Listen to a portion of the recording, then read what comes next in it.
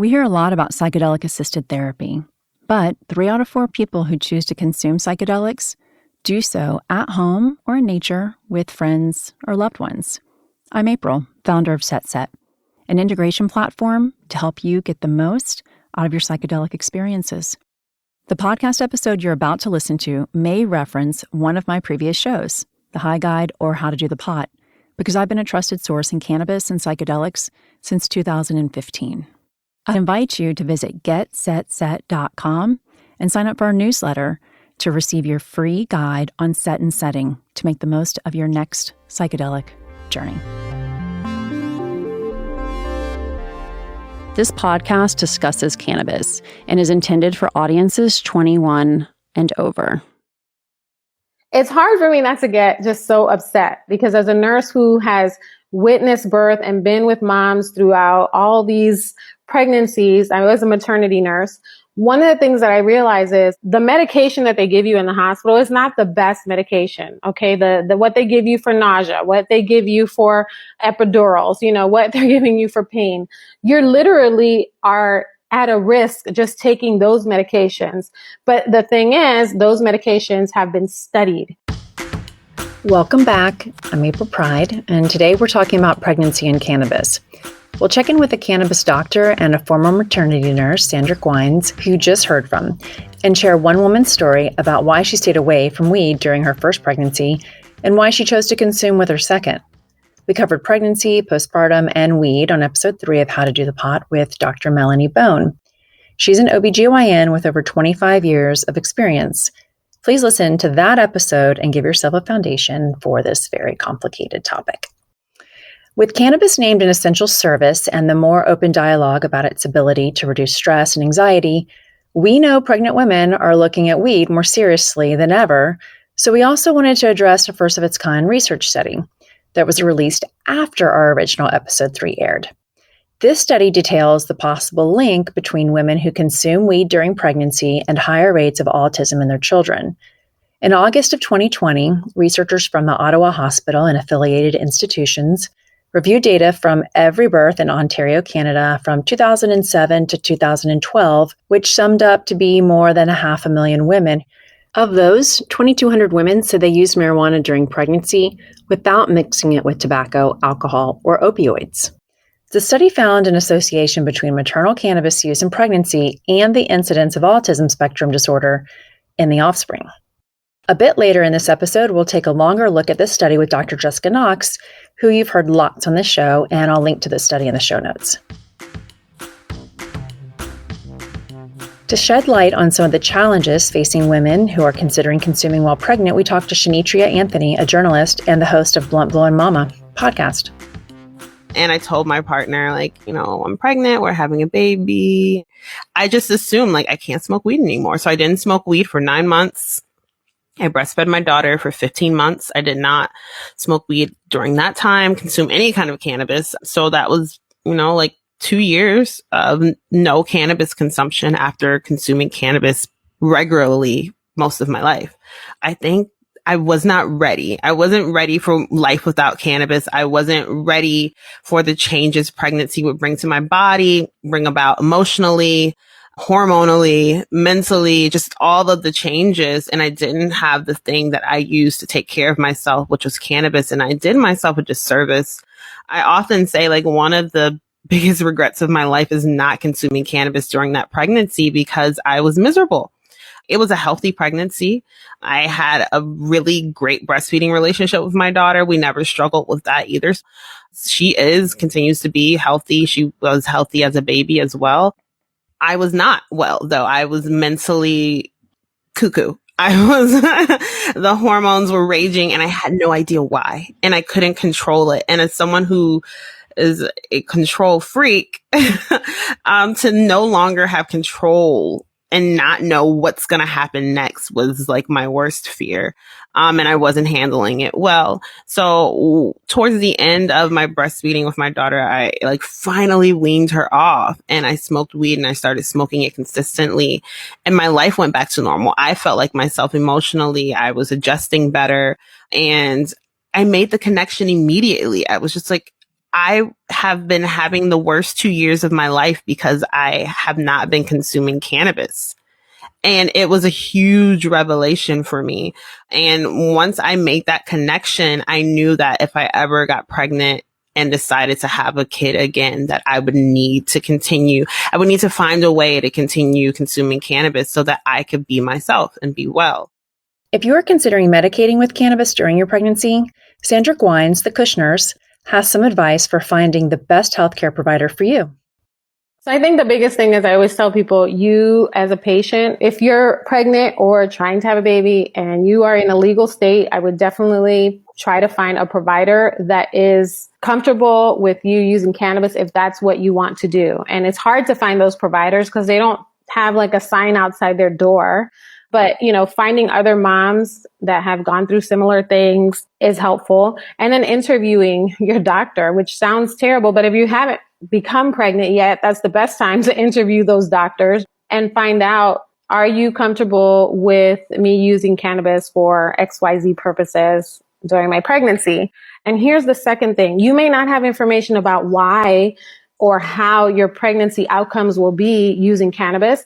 However, if you're using cannabis for a condition, you're more likely to find studies, articles, and supporting information about your condition to take to your provider. And that's always a good place to start because you can say, I felt like this, and with cannabis, I feel like this, and my quality of life is better because XYZ. And now you have your own evidence to bring in. So sometimes it's not necessarily saying like, I want you to support my using it during pregnancy. It's saying, I want you to support my condition because I'm a whole person with a baby inside of me that needs to manage these conditions. And I think that's really the part of advocating for yourself. It's not just to say, hey, I want to use, because sometimes I think the doctors look at that as like a personal decision. It is a personal decision, but it's a medical decision also. It's your body and your health. Shonitria talks about how she made the decision to consume with her second pregnancy. So I got pregnant with my son in 2018.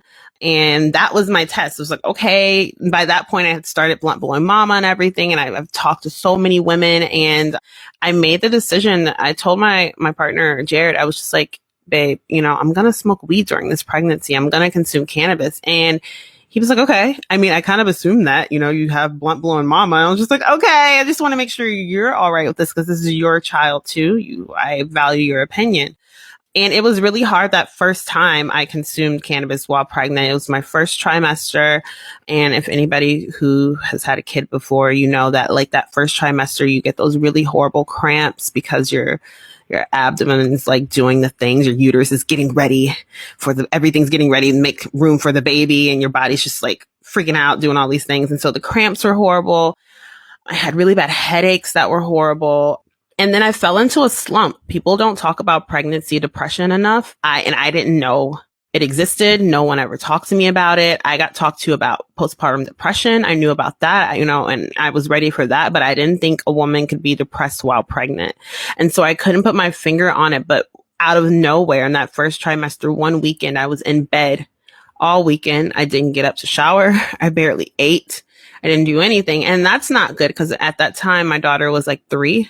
And she was coming in and out of our bedroom like, Mama, are you okay? Like, what's wrong? And I couldn't express why I was feeling so depressed to the point of having suicidal thoughts. And that's not in my character. I've never been in that space mentally or emotionally. Dr. Jessica Knox, a Harvard-trained MD and co-founder of the American Cannabinoid Clinics, understands the role cannabis can play as one of several options for pregnant women. And I think it's really important to realize, women who are using cannabis to manage symptoms, whether it's pain or anxiety or whatever it may be, right? There's actually a lot of symptomology that comes with pregnancy or that is exacerbated by pregnancy. And we tend to think it's okay to prescribe these women various drugs to manage those things. But for me, I think cannabis is actually a much safer alternative to a lot of the drugs that we do prescribe during pregnancy to manage the various symptoms. And its guided, moderated use, I think, is completely reasonable and appropriate. But when we do see women who who use cannabis in moderate ways. They're using it to manage symptoms throughout pregnancy. They sometimes have medical guidance. We don't see any scary outcomes. We don't see that their children aren't progressing normally or developing normally. Their children aren't doing worse in school. We don't have those scary outcomes. Shonitria realized she was in a scary situation and trusted her instincts that cannabis was right for her. So I knew something was off, and I made the connection that it's time. It's time for you to, try cannabis to help you get out of this, because this can't be good for your baby. Like, this cannot be good. Like, you thinking about harming yourself while you're pregnant, that cannot be good. I think cannabis might help. And if it makes those thoughts stop, if it makes me feel like myself, then that's a great outcome. And I'll be able to be here for my family. We hadn't bought weed in a while since I found out I was pregnant. And so there was like maybe some joints laying around. So I was looking for them. It was like in the middle of the night. And I found a joint, an indica joint. I went to my partner who was already in bed, and I was like, babe, I'm going to go step outside really quickly and smoke this joint. Like, you want to join me, in my way of trying to like see if it was still okay with him. And he was just like, I'm pretty tired. Enjoy. And I didn't smoke the whole joint. I smoked like half of it. So what's that? Like 2, 3, 4 puffs, whatever. And that was it. That was enough for me to realize, wow, like, what happened? Like, why were you depressed? Like, what's going on? Like, what? And in a matter of a couple of hits from a joint. And I was just like, this is magic. Like, this is amazing. This just saved my life. This just brought me back to myself. I went to bed. I slept like a baby, and I was myself again. And so from that point on, I knew that I needed cannabis in my pregnancy. And so, up until like my 3rd trimester, I consumed cannabis during my pregnancy with my son, and I enjoyed that pregnancy so much. Like, it was a healthy pregnancy. He was born healthy. So why this topic of pregnancy right now? Well, for February and Valentine's Day, How to Do the Pot is going to take a more realistic look at our modern notions of romance. I mean, really, who wants a Hallmark card when one very on-point meme says it all? There's so much talk and so many questions from you, our listeners of sex and weed, that we're spending the month diving into our new audio series, The High Guide to Sex. So before we get you super stoked to get high and get it on, we wanted to remind you of the very real outcomes of such fun, like pregnancy, particularly in these times, pandemic pregnancy, to show you that we really care. We asked Dr. Jess about the Canadian study on pregnant women. When that study came out, it was like, it like ripped through the whole medical side of the industry. And there was a lot of talk about it. And I feel like everybody I encountered was like, there are so many problems with this study, like so many just holes and jumps in logic and, and whatever it may be. I'm sure a lot of cannabis clinicians did face some tough questions from patients. Almost any category, it's always a question of safety. Is this safe? Am I going to hurt myself? And, with pregnancy, am I going to hurt my baby? That's the question, of course. And again, we would love to have a lot more research. Pregnant women are one of the hardest groups to have any research done on. For obvious reasons, probably. But what we do have is a lot of ecological or natural research, right? Because there are populations of folks who have and do use cannabis during pregnancy. So we can see how they do and compare it to people who have not used cannabis. And frankly, most of the unbiased or the research that seems to be unbiased to me that has compared women who have used cannabis before and during pregnancy to those who have not is reassuring. We don't see a lot of reasons for concern for women who are using cannabis. Sandra also believes that more research is needed.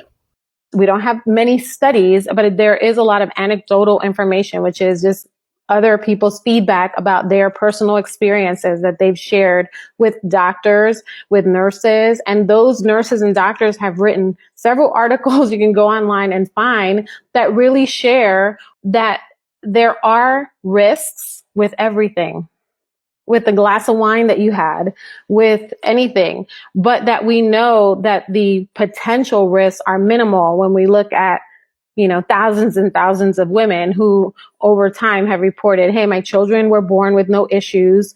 My pregnancy was great. And, my child is XY years old and not having any symptoms.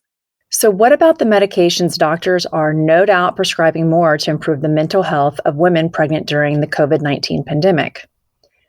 For those who were pregnant during COVID, survey shows these women experience rates of moderate to high levels of anxiety, symptoms of depression, and overall feelings of stress at rates 2 to 3 times higher than pre-pandemic. During times of extreme distress, the body releases stress hormones that the fetal brain is quite receptive to, including areas related to learning and memory. If you have any more questions, please listen to episode 3 of How to Do the Pot with Dr. Melanie Bone, an MD whose patients consumed during pregnancy. She shared her views on harm reduction or assessing total context of a woman's mental and physical health, including her prescribed medications, and risks to her child both before and after birth. An example of risk-reward thinking is, if you're pregnant during COVID, which is worse, the potentially negative effects on mother and baby real time and or future physical and or mental health due to stress, anxiety, or depression, or the potentially negative effects on mother and baby's real time and or future physical and or mental health due to consuming cannabis. Listen to episode 3 as Dr. Bone walks women through risk-reward thinking. And cannabis and pregnancy, they come with another risk that we need to mention, drug testing. I think one of the scarier things about using cannabis in pregnancy is still the social milieu around that, because even in states where cannabis is legal, there aren't necessarily any protections for women who are using cannabis during pregnancy, right? So when I delivered babies, which was back in my residency days and as a family medicine intern, it was very common to do drug testing at the time of delivery. And if a woman tested positive for cannabis, let alone any other drug, but for cannabis, we had to call Child Protective Services. And that is still relatively common. And so for me, again, the scariest part of using cannabis during pregnancy is sort of the social ramifications that can come from it. So it's really important that women sort of know where their doctor stands, know where the hospital stands, what's the routine at that hospital when it comes to drug testing and what they do if there's a positive drug test. So more of that sort of social stuff needs to catch up with the times. But unfortunately right now we still have to be very careful with that sort of social aspect of it. We hope that sharing this information helps you navigate your choice, and we also know that the decision is anything but easy. For today's High Five, cannabis, pregnancy, and postpartum. Number 1, know the numbers. Use of cannabis by pregnant women has been growing in the United States in recent decades. A 2019 analysis of nearly 500,000 pregnant women in the National Institute on Drug Abuse found cannabis use more than doubled in the 15 years between 2002 and 2017. Number 2, hard choices. A small study of pregnant women by Washington State University researchers found that women chose to use cannabis to avoid medications they felt were more harmful to their baby, such as anti-nausea pills, antipsychotic medications, and opioids. As with many things in cannabis, more research is needed. There's little data about CBD combined with low amounts of THC, but anecdotally, Dr. Bone says patients seeking medical cannabis prefer high CBD, low THC strains. Number 3, breastfeeding. Data shows that on average, 10% of what you take in as cannabinoids will cross into breast milk. For comparison, the amount of alcohol that crosses into breast milk is on average 5 to 6%. Number 4, topicals and CBD. Are CBD creams and patches totally different than smoking or vaping? Dr. Bone says, not really. We often think of the skin as a barrier, but at the same time, the skin is the largest organ in the body, and it does absorb a lot. And therefore, to say, well, I'm just using a topical because I'm not ingesting it and it's not going through my liver as the first go or through my lungs. It should be safe. I think that you can't make that assumption. Number 5, quality. Cannabis purchased at licensed dispensaries must pass rigorous state-defined testing and regulation.